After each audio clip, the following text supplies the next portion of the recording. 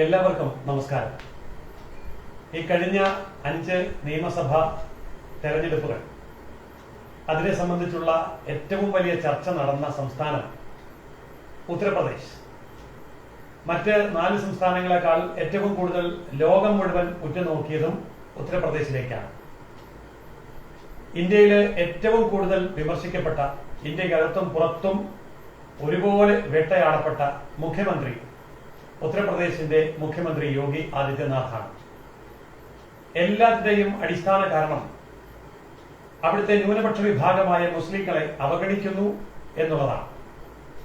ആ തരത്തിൽ ലോകമെമ്പാടും ചർച്ച ചെയ്യപ്പെട്ട ഉത്തർപ്രദേശിന്റെ തെരഞ്ഞെടുപ്പ് ഫലം പുറത്തു വന്നപ്പോൾ പെട്ടെന്ന് ചർച്ചകളെല്ലാം കെട്ടടങ്ങി, വിശകലനങ്ങളെല്ലാം ഒളിച്ചുപോയി. ഇപ്പോൾ അതിന്റെ കണക്കുകളും വസ്തുതകളും ആർക്കും പറയണ്ട, ആർക്കും അറിയണ്ട. പക്ഷേ നമുക്കങ്ങനെ മറവിയിലേക്ക് തള്ളാൻ കഴിയാത്ത ചില സത്യങ്ങളുണ്ടല്ലോ. അല്ല എങ്കിൽ, അതറിഞ്ഞില്ല എങ്കിൽ അടുത്ത UP ഇലക്ഷൻ 5 കൊല്ലം കഴിഞ്ഞ് വരുമ്പോഴും ഇതേ ആക്ഷേപങ്ങൾ ആവർത്തിക്കപ്പെടും എന്നുള്ളതുകൊണ്ട് നമുക്കതിന്റെ കണക്കുകളിലേക്ക്, വസ്തുതകളിലേക്ക്, സത്യങ്ങളിലേക്ക് ഒന്ന് പോകാം. UPയുടെ 3.5 പതിറ്റാണ്ട് കാലത്തെ ചരിത്രത്തിലാദ്യമായി നിലവിൽ ഭരിച്ചുകൊണ്ടിരിക്കുന്ന ഒരു സർക്കാർ വീണ്ടും തിരഞ്ഞെടുക്കപ്പെടുകയാണ്. അതും BJP സർക്കാർ, യോഗി ആദിത്യനാഥിന്റെ സർക്കാർ. യോഗി ആദിത്യനാഥിനെ കുറിച്ചും BJPയെ കുറിച്ചും UP ഭരണത്തെക്കുറിച്ചും എല്ലാവർക്കും വാതോരാതെ പറയാനുണ്ടായിരുന്ന കാര്യം അവിടെ ന്യൂനപക്ഷങ്ങൾക്ക് എതിരാണ്, പ്രത്യേകിച്ച് മുസ്ലിങ്ങൾക്ക് എതിരാണ്. അവിടുത്തെ ജനസംഖ്യയിൽ 20% വരുന്ന മുസ്ലിങ്ങളെ അവഗണിക്കുകയാണ്. മുസ്ലിങ്ങൾ ഇത്തവണ ഒറ്റക്കെട്ടായി BJPക്കെതിരെ വോട്ട് ചെയ്യും. യോഗി ആദിത്യനാഥിനെ താഴെയിറക്കും. BJPയുടെ ചരിത്രം അവസാനിക്കും. ഇതൊക്കെയായിരുന്നല്ലോ നേരത്തെ ഉണ്ടായിരുന്ന വലിയ കോലാഹലങ്ങളും പ്രചരണങ്ങളും. ഇക്കാര്യത്തിൽ പ്രതിപക്ഷ രാഷ്ട്രീയ കക്ഷികൾ മാത്രമല്ല, മാധ്യമങ്ങളെല്ലാം തന്നെ ഒറ്റക്കെട്ടായി വലിയ പടപ്പുറപ്പാട് നടത്തി, ഇന്ത്യക്കകത്തും പുറത്തും. ഇതാ യോഗി യുഗം അവസാനിക്കുകയാണ് എന്ന്. എന്നാൽ ഉത്തർപ്രദേശിന്റെ നിയമസഭാ തിരഞ്ഞെടുപ്പ് ഫലം പുറത്തു വരുമ്പോൾ എല്ലാവരും ഓടി ഒളിച്ചു കഴിഞ്ഞിരിക്കുന്നു. ഇപ്പോൾ ചർച്ചകളില്ല, ഇപ്പോൾ കണക്കുകൾ നിരത്തുന്നില്ല, ഇപ്പോൾ മുസ്ലിമിനെ ഉപേക്ഷിച്ചു, വഞ്ചിച്ചു, പറ്റിച്ചു, ഒറ്റപ്പെടുത്തി എന്നൊക്കെയുള്ള യാതൊരുവിധ അവകാശവാദങ്ങളും അല്ലെങ്കിൽ ആക്ഷേപശരങ്ങളും ചൊരിയപ്പെടുന്നില്ല. എന്താണ് അവിടെ നടന്ന യാഥാർത്ഥ്യം? എന്താണ് തെരഞ്ഞെടുപ്പിന്റെ കണക്കുകൾ, വസ്തുതകൾ എന്ന് നമുക്കൊന്ന് വിശകലനം ചെയ്യാം. ഉത്തർപ്രദേശ് എന്ന് പറയുന്ന സംസ്ഥാനം കേവലം ഒരു ചെറിയ സംസ്ഥാനമല്ല. 24,34,00,000 ജനങ്ങൾ താമസിക്കുന്നു. ഏതാണ്ട് അമേരിക്കയ്ക്ക്, റഷ്യയ്ക്കൊക്കെ അടുത്തു വരുന്ന ജനസംഖ്യയാണ് ഉത്തർപ്രദേശ് എന്ന് പറയുന്ന ഇന്ത്യയിലെ ഒരൊറ്റ സംസ്ഥാനത്ത് മാത്രമുള്ളത്. അവിടെ മുസ്ലിങ്ങൾ എന്ന് പറയുന്നത് 90, അതായത് മുസ്ലിങ്ങളുടെ ജനസംഖ്യ 19.2%. കൃത്യമായി പറഞ്ഞാൽ 3,84,03,967. ഇത് കഴിഞ്ഞ വർഷത്തെ കണക്കാണ്. ഇപ്പോൾ അതിലും വർദ്ധിച്ചിട്ടുണ്ടാവും. അതുകൊണ്ടാണ് 20% മുസ്ലിങ്ങൾ താമസിക്കുന്ന ഉത്തർപ്രദേശ് എന്ന് എല്ലാവരും പറയുന്നതും എഴുതുന്നതും. അവിടെ BJPയുടെ ഇത്തവണത്തെ പെർഫോമൻസ് എങ്ങനെയായിരുന്നു എന്ന് പരിശോധിക്കുമ്പോൾ 2017 തെരഞ്ഞെടുപ്പിൽ കിട്ടിയ വോട്ടിനേക്കാൾ 3% വോട്ട് അവിടെ വർദ്ധിപ്പിക്കുവാൻ 2022 BJPക്ക് യോഗി ആദിത്യനാഥിന് സാധിച്ചു. അതായത് യഥാർത്ഥത്തിൽ അവിടെ ഇപ്പോൾ ലഭിച്ചത് 44.2% വോട്ടും 273 സീറ്റുമാണ് ഉത്തർപ്രദേശിൽ BJPക്ക് ലഭിച്ചത്. അവിടെ മുസ്ലിം ജനസംഖ്യ ഏറ്റവും വലുതായ ശക്തമായ മണ്ഡലങ്ങൾ എന്ന് പറയുന്നതിൽ 41.6% സീറ്റുകളും BJPയാണ് ജയിച്ചത്. ഓർക്കണം, ഇത് കഴിഞ്ഞ തെരഞ്ഞെടുപ്പിൽ 39.9% ആയിരുന്നു. ഇത്തവണ അത് 41.6% സീറ്റുകളും BJP ജയിച്ചു. അവിടെ സമാജ്വാദി പാർട്ടി 42.7% മുസ്ലിം സീറ്റുകൾ ജയിച്ചു.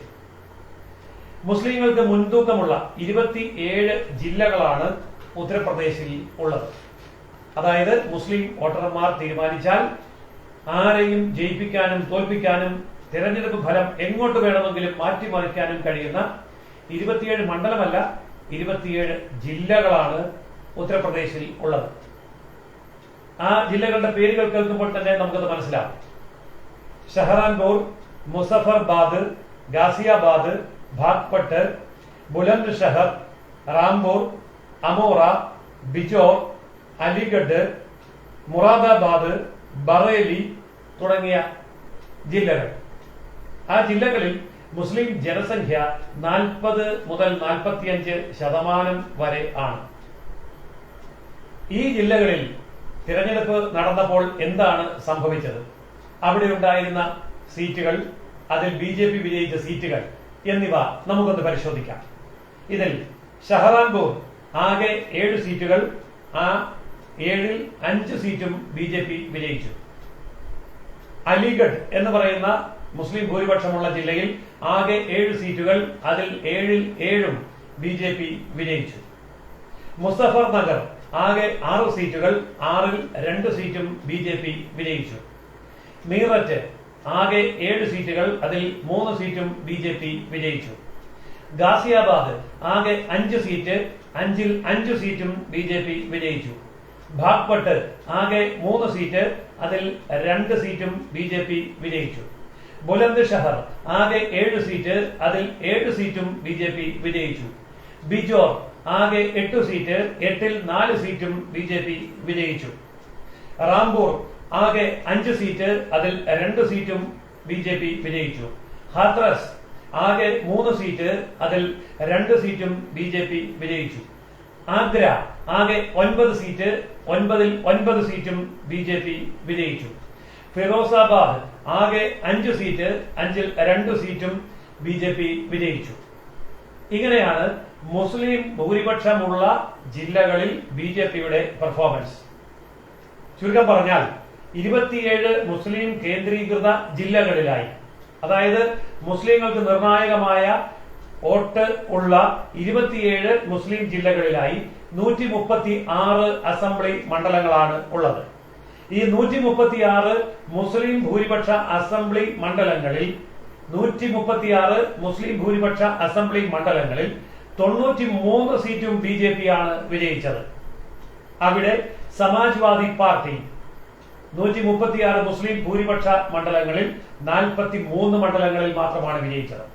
നമ്മളിവിടെ പ്രത്യേകം ശ്രദ്ധിക്കേണ്ടത്, മുസ്ലിങ്ങൾ ഒറ്റക്കെട്ടായി വോട്ട് ചെയ്തു എന്ന് പറയുന്ന സമാജ്വാദി പാർട്ടിക്ക് 136 മുസ്ലിം ഭൂരിപക്ഷ ജില്ലാ സീറ്റുകളിൽ 43 സീറ്റ് മാത്രം വിജയിക്കാൻ കഴിഞ്ഞപ്പോൾ 136 മുസ്ലിം ഭൂരിപക്ഷ സീറ്റുകളിൽ 93 സീറ്റും BJP ആണ് വിജയിച്ചത്.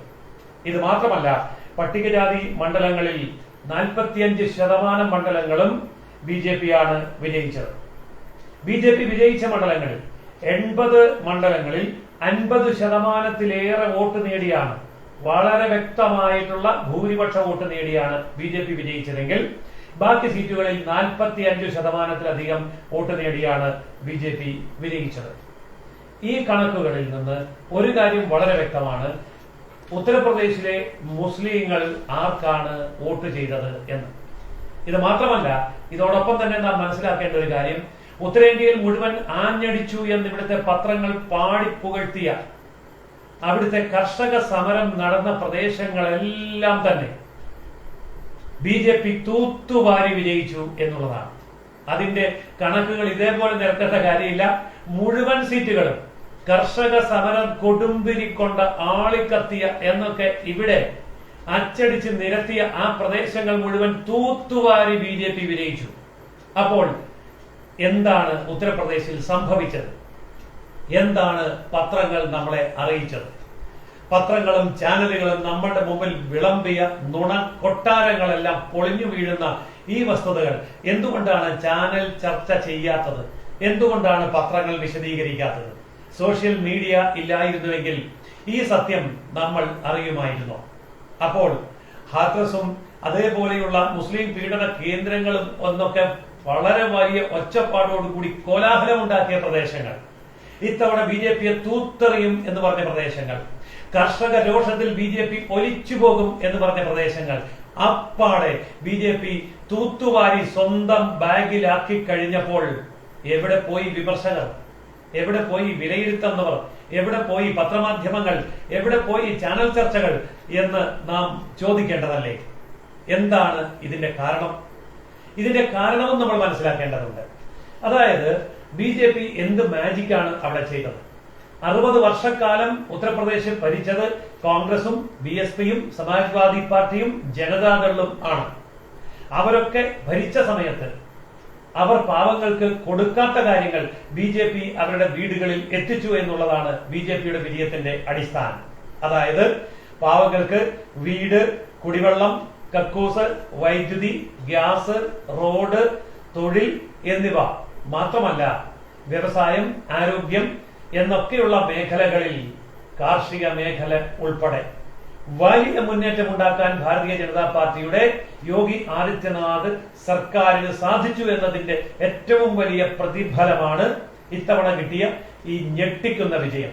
അതായത് ഇവിടെ പലരും ചോദിക്കുന്നത് കേട്ടു, 20% മുസ്ലിങ്ങൾ ഉള്ള UPയിൽ BJP എന്തുകൊണ്ടാണ് മുസ്ലിം സ്ഥാനാർത്ഥികളെ നിർത്താത്തത് എന്ന്. ഈ ചോദ്യം എവിടെ നിന്നാണ് ഉയരുന്നത്? കേരളത്തിൽ നിന്ന്. കാരണം കേരളത്തിൽ എല്ലാ രാഷ്ട്രീയ പാർട്ടികളും ഇലക്ഷൻ വരുമ്പോഴേക്കും BJP ഒഴികെയുള്ള രാഷ്ട്രീയ പാർട്ടികൾ എന്താ ചെയ്യുന്നത്? ജാതി നോക്കി, ഉപജാതി നോക്കി, മതം നോക്കി, ഭൂരിപക്ഷം നോക്കി, ന്യൂനപക്ഷം നോക്കി സ്ഥാനാർത്ഥികളെ നിർണയിച്ച് മത സമുദായ നേതാക്കന്മാരുടെ കാല് പിടിച്ച് നടക്കുന്ന കാഴ്ച നമ്മൾ കാണുന്നുണ്ട്. എന്നാൽ BJPയുടെ രാഷ്ട്രീയം അങ്ങനെയല്ല. BJPയുടെ രാഷ്ട്രീയം എത്ര മുസ്ലിം സ്ഥാനാർത്ഥികളെ നിർത്തി എന്നുള്ളിടത്തല്ല, എത്ര മുസ്ലിം വീടുകളിൽ കുടിവെള്ളം എത്തിച്ചു, എത്ര മുസ്ലിം വീടുകളിൽ ഗ്യാസ് കുറ്റി കൊടുത്തു, എത്ര മുസ്ലിങ്ങൾക്ക് വീട് വെച്ചു കൊടുത്തു, എത്ര മുസ്ലിങ്ങൾക്ക് തൊഴിൽ കൊടുത്തു, എത്ര മുസ്ലിങ്ങൾക്ക് പെൻഷൻ കൊടുത്തു, എത്ര മുസ്ലിങ്ങൾക്ക് ഇൻഷുറൻസ് കൊടുത്തു, എത്ര മുസ്ലിങ്ങൾക്ക് വ്യവസായ, വാണിജ്യ, വിദ്യാഭ്യാസ, ആരോഗ്യ മേഖലകളിൽ അവർ ചോദിച്ചതെല്ലാം കൊടുത്തു എന്നുള്ളിടത്താണ് BJPയുടെ രാഷ്ട്രീയം. അല്ലാതെ ജാതിയും ഉപജാതിയും മതവും ന്യൂനപക്ഷ ഭൂരിപക്ഷവും നോക്കി പഞ്ചായത്ത് മെമ്പർ മുതൽ പാർലമെന്റ് മെമ്പർമാരെ വരെ ഉണ്ടാക്കുന്ന കോൺഗ്രസിന്റെ, കമ്മ്യൂണിസ്റ്റിന്റെ, LDF, UDF രാഷ്ട്രീയമല്ല യോഗി ആദിത്യനാഥിന്റെ UP രാഷ്ട്രീയം. അതല്ല BJP രാഷ്ട്രീയം.